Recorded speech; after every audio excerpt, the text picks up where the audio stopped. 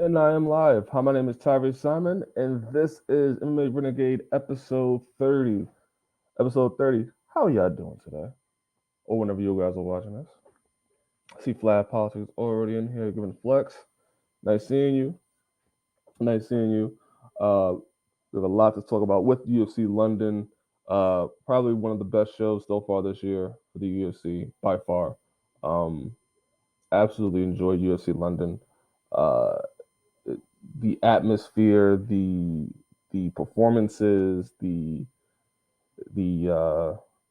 just the UFC put so much attention and promotion and uh, support behind this show that it felt special. It felt different. It felt different than UFC pay per views, and that's hard. That's really impressive to say. Liverpool showed up and showed out last night. Great performance by Paddy, Tom, and Molly. I have yet to hop on the hype train for any of those yet. I have yet to hop on them. So are you not on the hype train now? Are you not on the hype train now with Paddy, Tom, and Molly? It's interesting. Um, Yeah, UFC London delivered. UFC London delivered big. It's one of my favorite cards so far of the year. When we've had three pay per views so far, and I felt like none of the pay per views this year has felt. Oh, we said not yet, not yet. Okay, all right, all right. Love to hear why. But none of the UFC pay per views this year felt as special as what we saw yesterday. UFC London was absolutely special. So many great moments. The crowd played a big role in it. The UFC support and promotion behind it for the last couple of weeks played a big role in it as well. Um, and the importance. There was a lot of important little stories that happened throughout the course of the week and then even that night, which I'll get into in a second. So for right now, I can tell you off the bat, UFC London for me, I think just off the performances, off of the promotion, off of the atmosphere that the UFC created in England as well, I think this is a solid A. I think this is the best card of the year so far. But let's get into it. Let's get into it. So the main event The main event of UFC London was Tom Aspinall taking on Alexander Volkov, and what was to be a big step up for him. A big step up. Tom Aspinall has been been public about taking his time and trying to get up the card, and not really trying to move up too fast. He has wins over Jake Collier. He has wins over Alan Hudant, Andre Arlovsky, Sergey Spivak, and now Alexander Volkov. All by finishes. All by finishes. This is the only. Oh no, this is the second submission win in his UFC career. Uh, and it just so happens that all of his fights usually end within the first round. On the only one was Andre Arlovsky, but Tom Espinal's a problem. Tom Espinal's a problem with the lights all on him, with the biggest spotlight of his career, the biggest and more accomplished opponent, uh, you could say. Andre Arlovsky kind of counts in that, but Andre Arlovsky is also older. But this is the toughest test for Tom Espinal at Alexander Volkov, who former I believe he was Bellator champion. Um, he's fought some of the best guys in the heavyweight division, lost to them, but also gave them run for the money. Recently, uh, fought Cyril Gahn, and Cyril Gahn had to beat Alexander Volkov to be a title contender. Um, and then he rebounded against Marcin Tybura. So, Alexander Volkov is still solid, still very solid, and this is the toughest test for Tom Espinal, coming up from rank 13 to now facing one of the guys in the top 10. And he delivered. He absolutely delivered. He absolutely delivered. Went in there, um, looked a little shaky early on. I thought Volkov striking. I thought his distance was good early on, and then Thomas Spinall switched it up and went for a takedown. And once he got the takedowns, he just continuously got getting it. Also, just the head movement as well. The head movement and being able to slide right out of the way or back up right out of the way, move his head, and then go back and for a takedown. I thought was good. Um, Tom, Tom is definitely a problem. Yeah, absolutely, absolutely. I thought that you know I thought that Tom Espinal. We've seen that he has hands and he has fast hands, but we've also now gotten to see the grappling aspect of it as well. Uh, sorry, I'm also like handling business on the side as well while I'm doing this, so I apologize.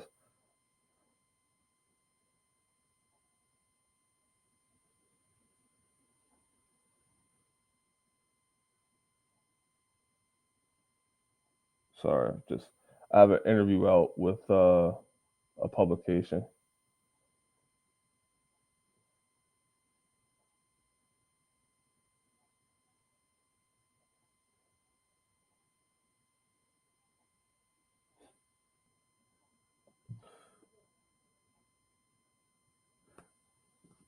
Yeah, yeah. Sorry about that. No, yeah. Back to what I was saying. Tom Espinal. Um, yeah, he's definitely a problem. He's definitely a problem. You know, and now we're getting to a point where he should be ranked within the top six, I think. Because I think Volkov was ranked number six. So he should be in that top six, maybe top five if he could slot if Derek Lewis drops down to number six and Tom all goes to number five. Um, where does he go from here? Tom Espinal. Tom Espinal is in a position where he could probably fight for a title. He could probably fight for a title next. Chill pointed out once again that have not said a word regarding Tom. Those guys are so quiet. The reason why they're so quiet is they can afford to be, right? They can afford to be on paper, right? Because Tom Espinal is a guy that was ranked outside of the top 10 and is now going to be inserted into maybe the top five, right? John Jones, in theory, and probably should be fighting for the title next. John Jones should be the next title contender. However, and Stipe should be in the running as well. However, Francis Ngannou in that situation really screwed things up because Francis Ngannou beats Cyril Gane, and then you have the UFC and Francis Ngannou have to negotiate now on what a new deal would look like for him, right? And also just they have personal issues and stuff they have to work out as well. So there's that holdup. Then you have the fact that just this week he had surgery, I think on his ACL, to repair his ACL. So you have that aspect of where uh, Francis Ngannou just had surgery, so he's going to be out. He's going to be out probably for the foreseeable future, probably till later this year or maybe early next year. Francis Ngannou's going to be out, and also depending on what the contract situation is. So there's that. So John Jones was also supposed to. I would think he was aiming for the summer to come back and then um fight Francis Ngannou. However, he's also going through a situation where um, legal issues, and then also time to find the right training camp. Right, he's still going to different training camps and trying to find his place. So there's that aspect. Um, and then Stipe is a situation where he's also in the same boat as Francis Ngannou, where Francis Ngannou and Stipe both want more respect and both want more acknowledgement. Stipe Miocic feels that he probably should have been, possibly fight for a title again or getting a rematch. Um, and the UFC has done Stipe dirty on multiple occasions too. So I can understand it from that aspect. So it's not that so in the show. See how to shake things up. Um, but even Connor doesn't shake things up. Even Connor doesn't shake things up like he used to. That's changed. But yeah, back to this point, John Jones, Stipe, and Francis Ngannou, three of the people that are pretty much, you know, uh, you could say, it's a revolving door where I think Francis Ngannou beats Stipe, but I think John Jones beats Francis Ngannou, right? Like those are three of the top three of that division where John Jones comes in. I don't know if but we don't know where they're gonna be. We don't know when the next fight's gonna be. John Jones may be out till the summer or maybe the fall, depending on what the situation is. Stipe, we have no idea what he's going through. He's also become a full time fireman as well, if I'm not mistaken, if I read that correctly, about a couple of weeks ago. And then Francis Ngannou just had surgery. He's going to be out for the foreseeable future. So when I say this, I say that right now, Tom Aspinall seems to be in a prime position, right? Because Sirigan lost to Francis Ngannou, and I thought he lost pretty convincingly. Yeah, Tai Tuivasa on the rise. He just beat Derek Lewis. Everybody loves Tai Tuivasa. I think Tom Aspinall had a great performance against Alexander Volkov. He is somebody that is right on the cusp, and the UFC is looking for that champion out of England. Like they were looking for it with Michael Bisping, and then that was short lived for a little while. Only did have one title defense, successful title defense. Leon Edwards is somebody that they're still looking to see. Maybe he could win against Usman. Probably not. And then now you have Tom Aspinall in a division that is really wide open. Is really wide open and prime for and the UFC kind of needs this as well. A heavyweight champion from England, right? I'd like boxing has it with Tyson Fury. The boxing has it with uh, Anthony Joshua. Like boxing has these big stars coming out of England. The UFC doesn't have one right now. I think Michael Bisping was the last one really, and then you could say Darren Till. They wanted Darren Till to be it, but Darren Till also wasn't able to uh, live up to the expectations at that time against when he fought Tyron Woodley. And they're trying to push they tried to push Darren Till in the middleweight division, and now we're kind of seeing Darren Till have to find his way back. They're looking for that next big star coming from the UK.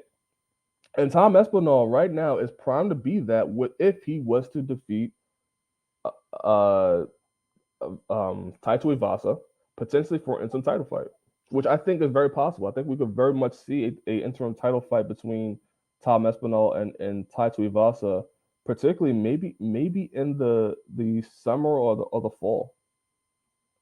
I think I would lean more towards the fall because I think by then we'll have a good idea where Francis Ngannou timetable is at. And when can we expect him, and we may have more of an update on his contract situation.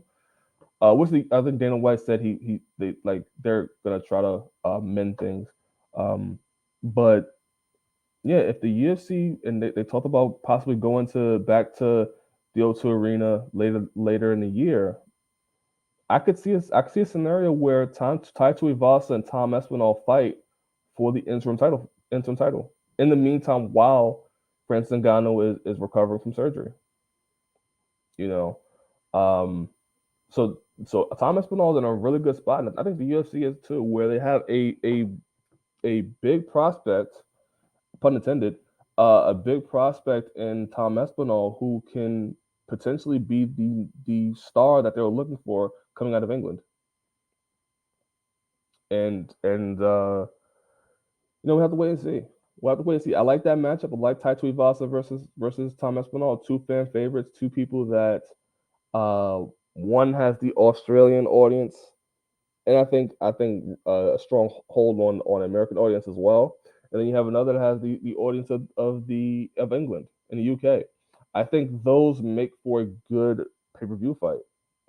And if the UFC is smart, if Francis Ngannou is not ready, and if John Jones is not willing to take the fight against Stipe, or is not ready to take the fight yet, maybe you do the interim title fight.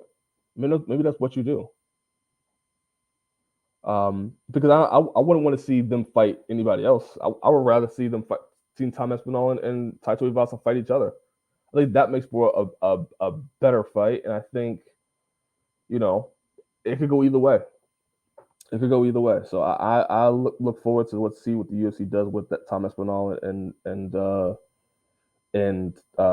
Ivasa. Sorry. So. But yeah, that's what I think. I think an interim title fight may be necessary between Tom Aspinall and Taito Ivasa, and it may just happen back in the O2 Arena, which that would be an amazing scene if you got an interim title fight. And I spoke to some people from England the other day, and they were like, you know, it was a big card, but it didn't feel like it didn't really feel like a big UFC card because it's not numbered. Well, what if you do a pay per view in England and have the interim title fight there with somebody from that region? And you could maybe stack it up with a Paddy Pimblett, maybe with a Molly McCann, maybe with a Darren Till, and just think of how big that card would be, and just think how much of a moment that would be if all four of those competitors will win.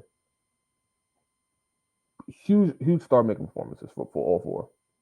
And definitely would be a historic moment for the UFC in terms of just their the evolution in the UK and particularly in England. Um, so yeah, I think that's the next step. Moving on the card, other fights on the card. Dan Hooker versus Arnold Allen. You hate to see it for Dan Hooker, you really do. Dan Hooker is a person that was no, we people thought that Dan Hooker was going to be, the next one coming for the title. He thought he was going to be a title contender in the lightweight division. That didn't work out. He had some hiccups. He was in a couple of wars against Paul Felder. Um, he's also fought Dustin Poirier. That was a tough loss. The Michael Chandler one was a tough loss. Islam Makhachev, that was a devastating loss. And then now Arnold Allen, you know, he's taking. It's not just that Dan Hooker is losing; he's taking punishment when he loses. He's taking a lot of punishment very quickly early too. Like the Arnold Allen fight, he looked busted up in the first round. He was busted up in the first round, um, and you just wonder where Dan Hooker career is going. And I know I think he kind of hinted at possibly retiring at some point. I think it's particularly after what was the fight? It was a Michael Chandler fight. It was a Michael Chandler fight where he contemplated retirement and just wanted to because of the travel restrictions and everything like that. Um, and you just wonder where he's at. Like he tried going down to featherweight and maybe trying to change things up, and maybe he thought and maybe he still can be a problem at featherweight, but it comes more from just there are things that Dan Hooker needs to probably adjust a little bit because defensively he is taking a bunch of beatings in these fights. You're right, Dan Hooker. Yeah, we look at who he's fought. Look at who he's fought. The Paul Felder fight was not an easy fight. That was not an easy fight. Um, Dustin Poirier, that was a war. Michael Chandler, that was a brutal knockout.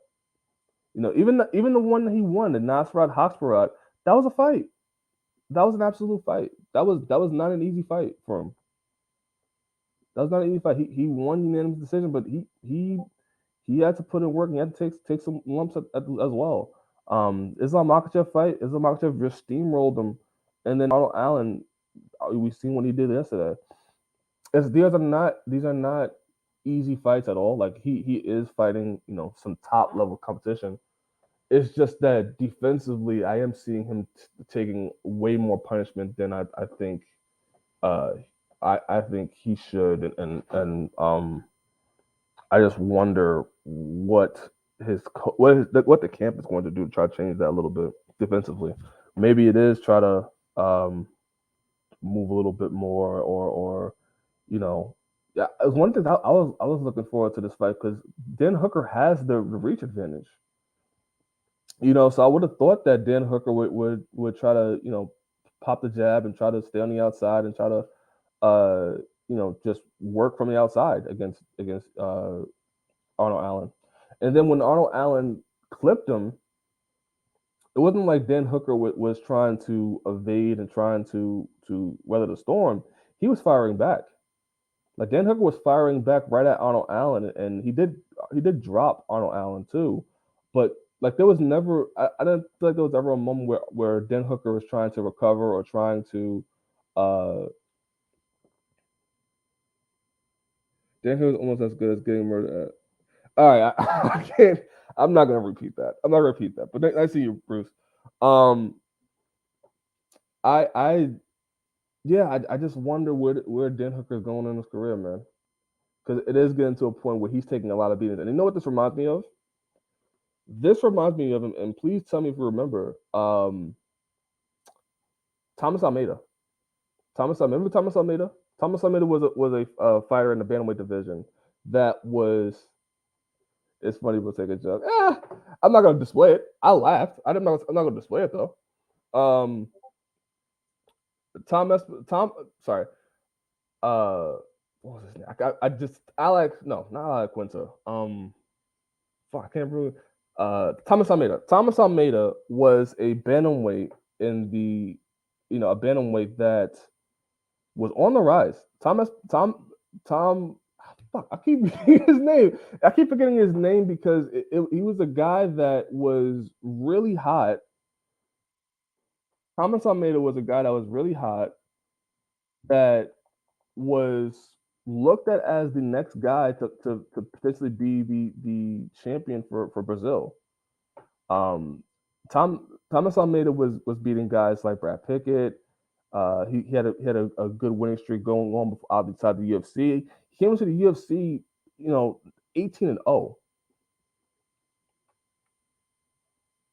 He came to the UFC 18-0, and you know he looked impressive. People thought he was going to be the next one coming up, and then he fought Cody Garbrandt, and Cody Garbrandt gave him a beating. And also before that, he would take some beatings, but he was also winning, so it wasn't that bad.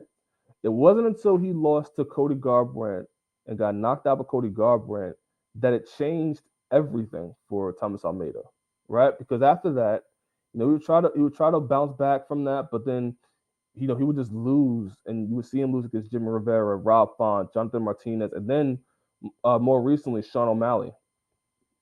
And you just see this person that you saw as a big prospect, as somebody that people thought was going to be a title contender, kind of just that one loss or several beatings that he just takes over the course of his fights starts to really see the ability to take damage dwindle a lot more, and where he can't take that much punishment. And if you've seen the Sean O'Malley fight, he did look like a guy that was if you looked at the Thomas Almeida that fought Sean O'Malley and the Thomas Almeida that came in his first fight in the UFC, it's two different fighters. Two different fighters, two different attitudes, and you could see just the wear and tear. None of these guys from City Boxing have looked great in their last fights. Um, Adesanya, Adesanya looked okay. I don't think Adesanya looked bad. Who else? Let me look up City Kickboxing. Let me look up City Kickboxing. City Kickboxing. Cause I want to debate that. I want to debate that. No, no, no. I think no, no, no, no. You have Kai Kara France. Kai Kara France look pretty damn good. He's fighting Oscar Oskarov soon, and that's potentially going to be probably a number one contender fight for the title. Um, you have Adesanya. Adesanya won his recent fight. Um, I'm trying to look and see anybody else really. Brad Riddell Braverdale lost his last fight via TKO. I forgot who he fought. I can't think about who Braverdale fought, but no, Izzy was okay. The other three didn't look good. Izzy was okay. Yeah, I think with Izzy though, I think we've talked about Izzy, um, but he's still winning. That's the thing. He's still winning. He's still successful. So I can't knock him for that itself. He's not gonna win fans, but he's not he's still winning. Dan Hooker's not winning. I forgot. Yeah, Kakata France also beat Cody Garbrandt by knockout, and he's going to be fighting possibly for a no more contender fight for the flyweight title soon. So, uh, the Sid kickboxing is not down bad. They're not down bad, but it's just Dan Hooker, particularly Dan Hooker. I hope that kind of rebounds a little bit and kind of is able to, like, again, he had the reach events. I would have loved to see Dan Hooker use more footwork and stay on the outside and try to work that way. More leg kicks in the fight. I don't know if that was the plan or not, but I I just thought that that fight would have went a whole lot differently if he was able to stay on the outside and pick him, try to pick Arnold Allen apart a little bit. Um, and maybe mixing wrestling with that as well. I don't know. It just seeing Dan Hooker try to fight back and trying to not defend but try to punch alongside Arnold Allen. I thought that was a mistake, and I don't know if you blame that on the coaching or if that's just all on Dan Hooker. I don't know. I don't know because that shouldn't have been the game plan. That shouldn't have been the game plan. All right. Let's see. Let's see. Also on the card. Talk about Paddy Pimblett. Paddy Pimblett defeats. I'll make sure I get his name right. Paddy Pimblett defeats Rodrigo Vargas by rear naked choke. Paddy Pimblett, another star performance for him. However, he is. I won't make too much of a big deal out of him getting clipped a little bit because he get clipped and then he dropped down for a takedown. It wasn't like he was dropped by a punch. He dropped down for a takedown. However, I do worry that a guy like Paddy Pimblett, how his striking is going to stand up to guys that maybe have better striking than he does right now, and that maybe has better takedown defense than he does than what he can handle. Um, that is what I worry for Paddy Pimblett, who is a guy that the UFC could use. He has a following. He has a good fan base. However, if you looked at the fight that happened in the first fight in the main card, Ilia Topuria, I think, will give Paddy Pimblett all the problems. I think Ilia Topuria will give Paddy Pimblett all the problems, and I don't think Paddy Pimblett wants it. And I think Paddy Pimblett kind of acknowledged it a little bit by saying, lions don't follow sheep, and trying to when Bisping asked him about that fight in particular, he kind of dodged it a little bit. I think that was a calculated decision. I don't think Paddy Pimblett is ready for Ilia Topuria. I think Ilia Topuria will because Ilia Topuria has the grappling, he has the knockout power, and he has the striking. And I think those are things that Paddy Pimblett will have difficulty with right now. As of right now, from what I've seen from Paddy Pimblett, I can't say that he goes in there and just bullies Ilia Topuria. And I think that's the fight people want. People want that fight because of the back and forth on Twitter, because of the altercation they had on Thursday, I believe. So I think for Paddy Pimblett, he has to work on just the defense, and maybe has to, what we see a little bit in this fight, try switching more to try to be more grapple heavy. You know, his bread and butter is grappling and is submission jiu-jitsu. Damian Maya had a good career off of just grappling and submissions. It is possible, but against a guy like Ilia Topuria, he's gonna have to shore up the defense a little bit more. He's gonna have to shore up the defense a little bit more, and you know, I don't think that's a fight for him right now. I think maybe fight somebody that is on similar levels that he can have an easier time taking it down and submitting and I think that's the way to go. 'Cause I think the UFC for the UFC also like you don't want to matchmake him against a person that has good takedown defense, has good punching power, has the striking to give Paddy Pimblett problems. I think you want to fight a guy that is going to give him a better chance at being able to show his performance and show his star power. Don't put him against guys that like Il Tapora that can give him problems. And you know, he's a star. He is somebody that could be a star, but it's just how far he can go. And I think that for him to really have an impact, like he wants to be like Conor McGregor, he's gonna have to kind of shore up those little things. Because right now he's more like Dylan Dennis for me. He's Dylan Dennis where people has a huge following, people like him. However, he has some has some flaws in him that can be exposed. Can be exposed, and I think it'll be bad. Gunnar Nelson beat Takashi Sato. Good win for Gunnar Nelson. Good to see him back. Interested to see where he goes from here. Um, you know, he's a person that again was once thought of being a title contender at welterweight when Conor McGregor was around that like 2014, 2015, 2015 time frame. Um, however, he just had a rough go with injuries, and so you're not on the. I, I'm not on the. I'm not on the Paddy hype train yet. I like him. I think he's good. I think he's talented. I think he is marketable. I just think that there are flaws that is hard to look past.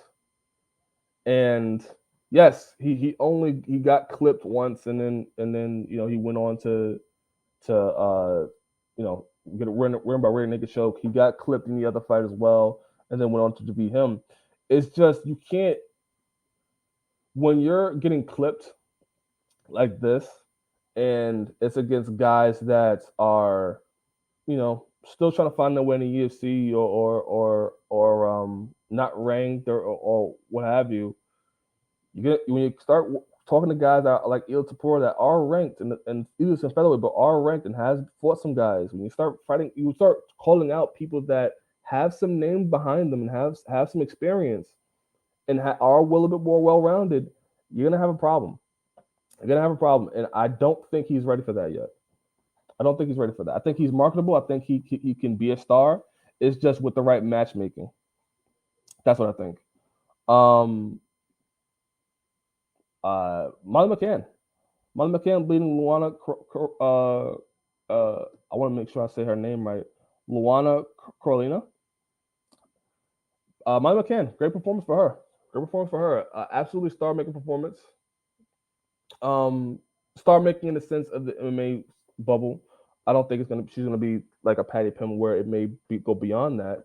But in the MMA circle, yes, I think it is a star making performance. I think she's becoming more of a fan favorite at the fight.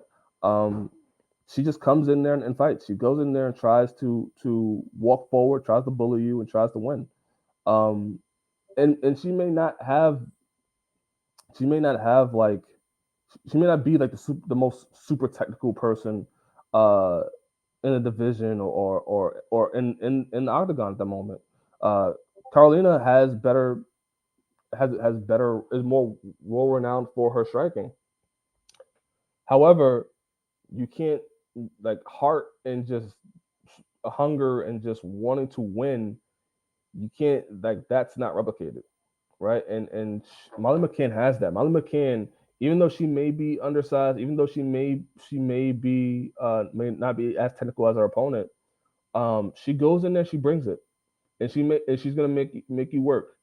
And Luana just from the get go was just getting bullied around, and she just got bounced around, and Molly McCann just kept going and going and going after her, never took her foot off the pedal, and then, and the shocking surprise, when you see like Luana is finally getting her footing and finally getting some offense in.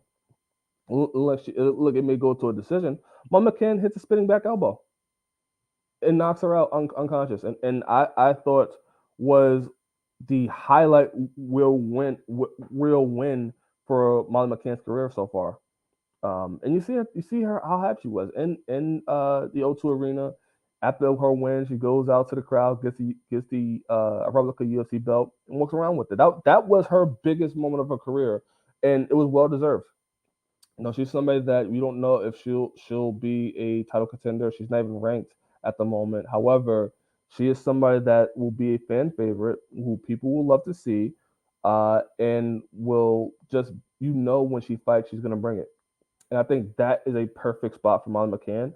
Maybe she goes on to be a title contender. Maybe she goes on to be a champion.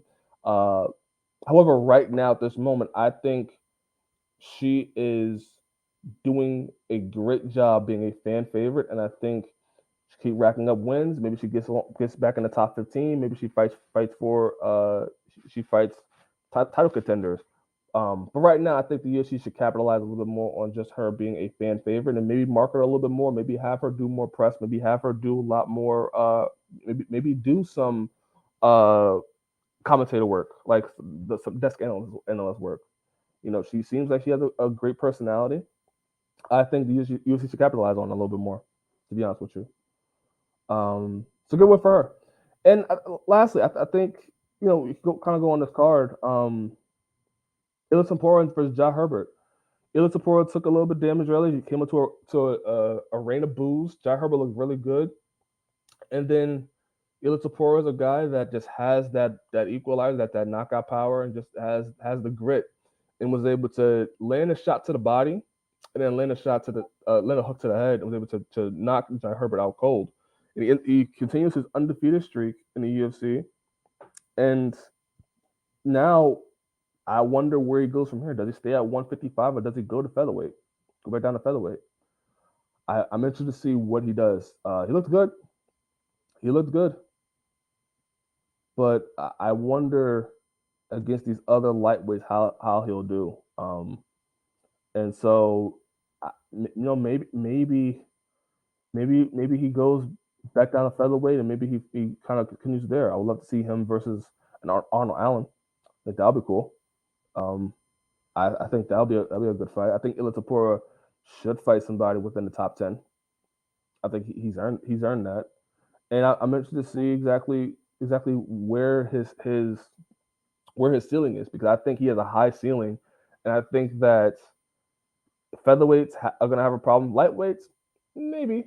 I think there are some disadvantages that he may have at lightweight right now.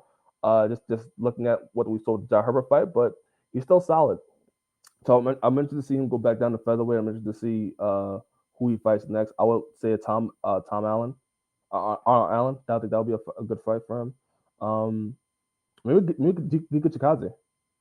Giga Chikadze would be a good fight as well. But he should get a big fight next, a big main event fight. 12 fights in a row winning. He should get a main event fight.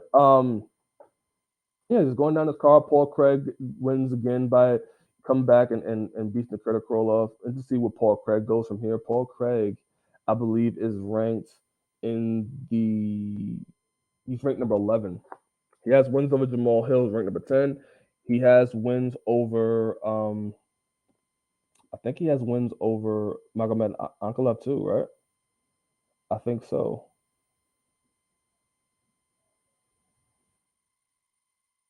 No, he doesn't have Ankalaev. Jamal Hill, Nikita Krylov.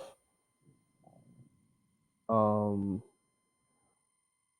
yeah, no, he does. He does. He does have one. He does have Ankalaev. So that is very interesting. That is very very interesting. He's a guy that is on a 4 fight win streak. No, 5 fight win streak. He beat Ankalaev. Ankalaev doesn't have an opponent.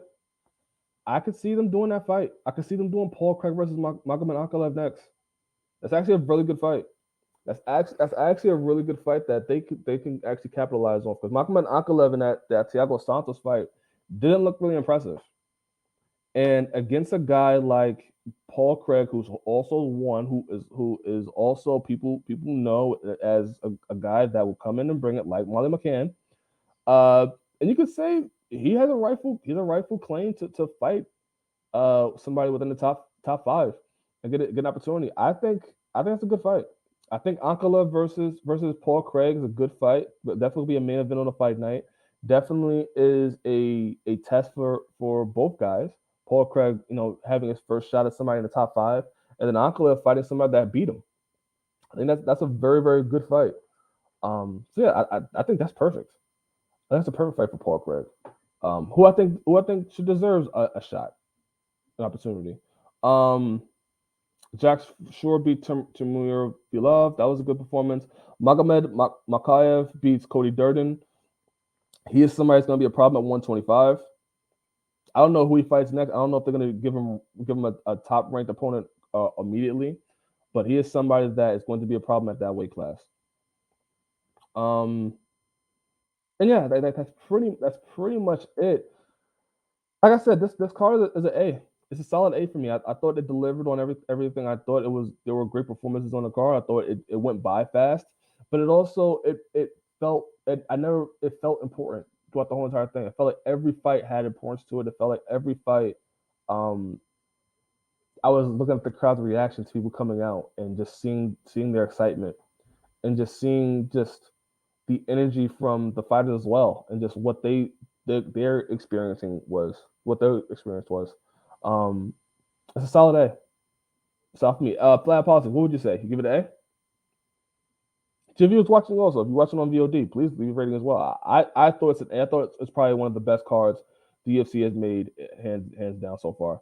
A for sure. Yep, A for sure. Right. So no, the UFC set a high bar with this card. They set a high bar with UFC London, and now we have UFC Columbus this coming weekend. Um, doesn't seem as important. Doesn't seem as interesting. And it's crazy because that is a UFC on ESPN card, and we have Curtis Blaze versus Chris Dawkins in the main event 5 round fight. Joanne Wood versus Alexa Grasso. Kakata Front versus Oscar Oskarov. That's gonna be on the card. That probably should be the main event. If I'm being quite honest with you. Um, Max Griffin's gonna be on the card. He's fighting the friend of the show. He's gonna be on. He's gonna be fighting Neil Magny. Yeah, there's some good fights on there. It's just not as promoted and not as hyped as the UFC London show is. Um, and it's on a fight night as well. So um, it'll be interesting to see the juxtaposition and being able to compare UFC London to UFC Columbus, which is both their first shows back to doing live audiences for a fight night card. So that'll be interesting to see. But yeah, we'll be back to talk about it next week. Signing off, my name is Tyriece Simon. This has been MMA Renegade episode 30.